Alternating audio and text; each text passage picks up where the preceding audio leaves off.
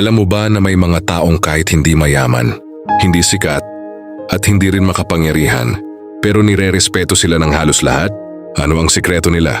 Sa video na ito, pag-uusapan natin ang psychology, sa likod ng respeto, at kung paano ka magiging isang tao na kusang nirerespeto ng marami. Sa mundong puno ng kompetisyon, opinion, pagkahayang ating pagkilala, halos lahat ng tao ay may isang bagay na pare-parehong gusto. Ang respetuhin. Mula sa paralan, trabaho, pamilya, hanggang sa social media, gusto nating maramdaman na pinapahalagahan tayo ng ibang tao. Ngunit napansin mo na ba na may mga taong hindi naman pinakamayaman, hindi pinakasikat, at hindi rin pinakamakapangyarihan, pero tila natural silang nirerespeto ng marami. Kapag nagsalita sila, nakikinig ang mga tao. Kapag nagbigay sila ng opinyon, pinapahalagahan ito. At kahit wala sila sa harap, maganda pa rin ang sinasabi ng iba tungkol sa kanila. Samantala, mayroon ding mga taong pilit na hinahabol ang respeto. Ginagawa nila ang lahat para mapansin, para hangaan at para tanggapin ng iba. Ngunit tila lalo lamang silang nahihirapang makuha ito.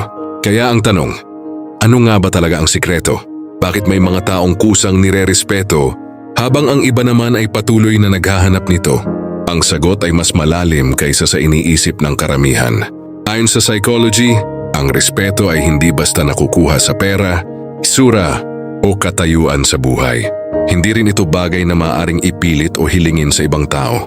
Sa katunayan, ang tunay na respeto ay bunga ng mga maliliit na ugali, desisyon at kilos na paulit-ulit nating ginagawa araw-araw.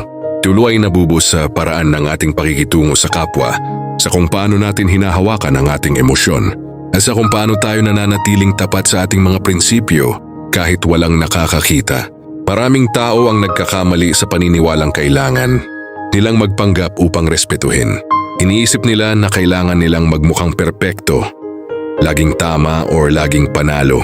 Ngunit ipinapakita ng psychology na ang mga taong tunay na nirerespeto ay hindi iyong walang kahinaan.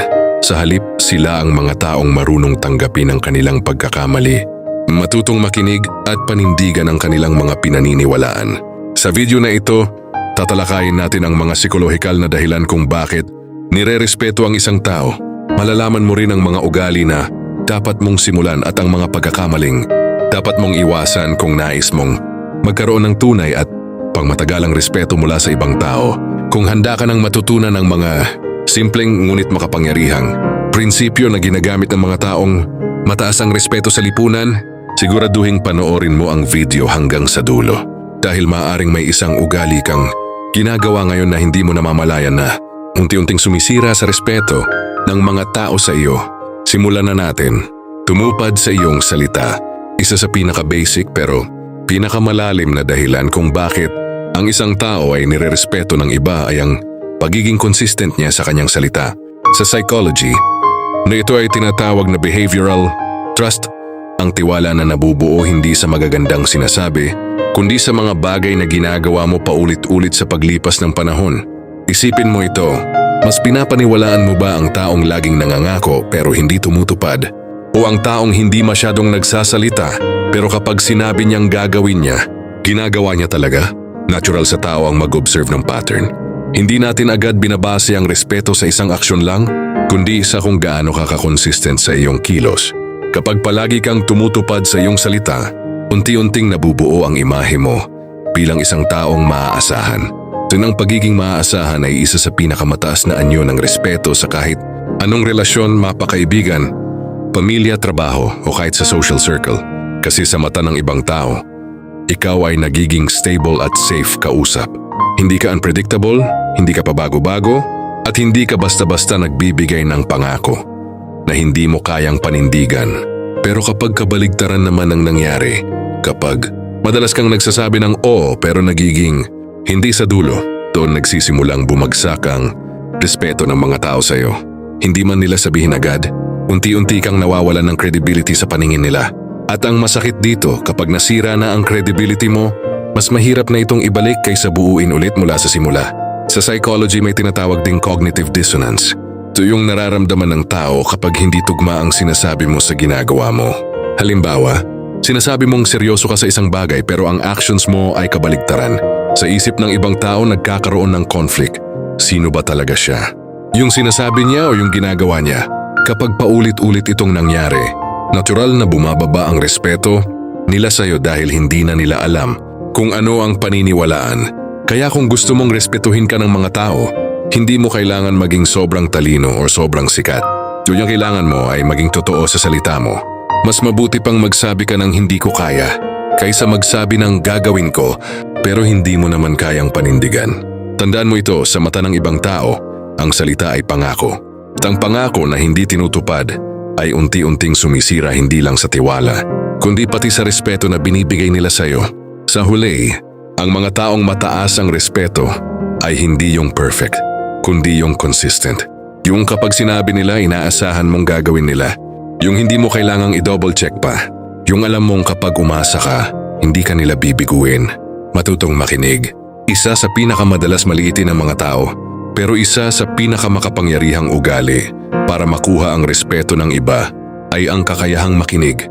Sa psychology, ang pakikinig ay hindi lang simpleng pagtahimik habang may nagsasalita. Ito ay tinatawag na active listening, isang uri ng komunikasyon kung saan buong atensyon mo may ibinibigay mo sa kausap, hindi lang para sumagot, kundi para intindihin talaga ang kanyang sinasabi at nararamdaman. Sa totoong buhay, maraming tao ang hindi talaga nakikinig. Habang may nagsasalita, iniisip na nila ang isasagot nila. O kaya naman, naghihintay lang ng pagkakataon para ipasok ang sarili nilang kwento.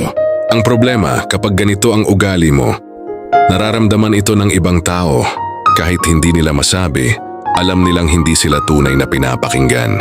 At kapag ang isang tao ay hindi naramdaman na siya ay pinapakinggan, unti-unti rin siyang nawawalan ng respeto sa kausap niya. Sa kabilang banda, ang taong marunong makinig ay nagkakaroon ng kakaibang epekto sa ibang tao. Kapag nakikipag-usap ka sa kanya, ramdam mong mahalaga ang bawat salita mo. Hindi siya nagmamadali, hindi kanya ini-interrupt at hindi niya binabaliwala ang iyong sinasabi. Dahil dito, natural na tumataas ang respeto ng ibang tao sa kanya kahit wala siyang sinasabing espesyal. Sa psychology, may tinatawag na validation effect. Ito yung pakiramdam ng isang tao na kinikilala at pinapahalagahan ang kanyang emosyon at karanasan. Kapag naramdaman ng isang tao na siya ay naiintindihan, nagkakaroon siya ng emotional connection sa kausap niya. At ang emotional connection na ito ay isa sa pinakamatibay na pundasyon ng respeto.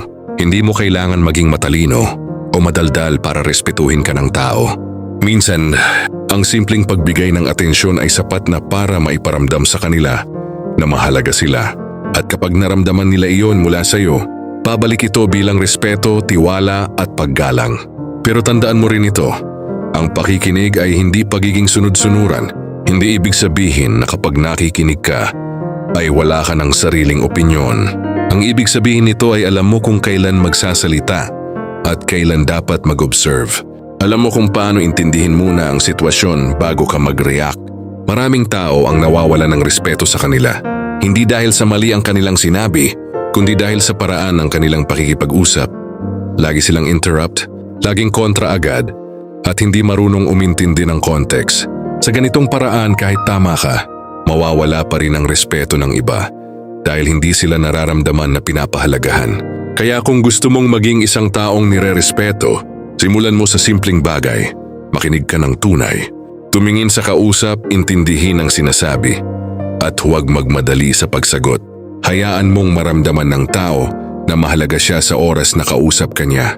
Dahil sa huli, ang mga taong pinakamaraming respeto ay hindi laging pinakamaingay, kundi yung mga taong marunong makinig ng totoo. Sa dulo ng lahat ng ito, mahalagang maintindihan mo ang isang simpleng katotohanan sa psychology ng tao. Ang respeto ay hindi isang bagay na hinihingi, ipinipilit o minamadali. Ito ay isang natural na resulta ng kung sino ka sa araw-araw. Sa maliliit mong desisyon, sa paraan ng pakikitungo mo sa iba, yung isa kung paano mo hinahawakan ang sarili mong emosyon kapag walang nakakakita. Maraming tao ang nag-iisip na ang respeto ay nakukuha sa pagiging malakas ang boses, sa pagiging palaging tama, o sa pagpapakita ng dominance sa ibang tao. Pero sa totoong buhay, kabaliktaran ang madalas na nangyayari. Ang mga taong tunay na nirerespeto ay hindi yung pinakamayabang o pinakamataas magsalita, kundi yung mga taong may disiplina sa sarili, may kontrol sa emosyon, at may malinaw na prinsipyo kahit walang pumapalakpak sa kanila. Kung babalikan mo ang mga tinalakay natin, ang pagtupad sa salita, ang marunong makinig, at ang paghawak sa sarili, iisa lang ang pinanggagalingan ng lahat ng ito: integridad. Ang integridad ay yung pagkakaisa ng sinasabi mo at ginagawa mo kahit walang nakatingin. Ito ang pundasyon kung bakit ang isang tao ay nagiging trustworthy. At kapag may tiwala ang tao sa iyo, natural na sumusunod ang respeto. Hindi mo kailangang baguhin ang buong personalidad mo para makuha ito. Hindi mo kailangang magpanggap na ibang tao o pilitin maging perpekto. Sa halip, kailangan mo lang maging mas aware sa mga maliliit mong habits na unti-unting nakakaapekto sa kung paano ka tinitingnan ng iba. Minsan, hindi mo namamalayan, ang simpleng pagsisinungaling, pagiging inconsistent, o hindi pakikinig ay sapat na para mabawasan ang respeto ng tao sa iyo. Pero maganda rin ang balita dito. Dahil kung ang respeto ay nasisira dahil sa habits, pwede rin itong mabuo ulit sa pamamagitan ng tamang pagbabago.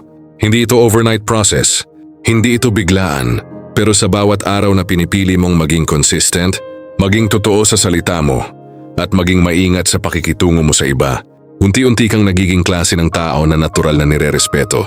Tandaan mo ito, sa psychology, ang tao ay hindi lang tumitingin sa kung ano ka ngayon, kundi sa pattern ng kung sino ka sa paglipas ng panahon.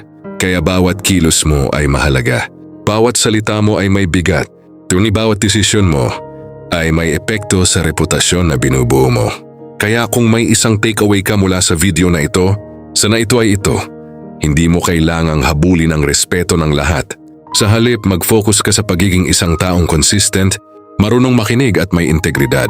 Dahil sa huli, ang respeto ay hindi binibigay sa mga taong perpekto, kundi sa mga taong totoo at maaasahan. Kung nakatulong sa iyo ang video na ito, huwag mong kalimutan na mag-like, mag-subscribe, share ito sa mga taong gusto mo ring matulungan. Ako si John Rel ng Psychology of PH, at hanggang sa susunod na usapan tungkol sa isip, ugali at realidad ng tao, kita-kits tayo.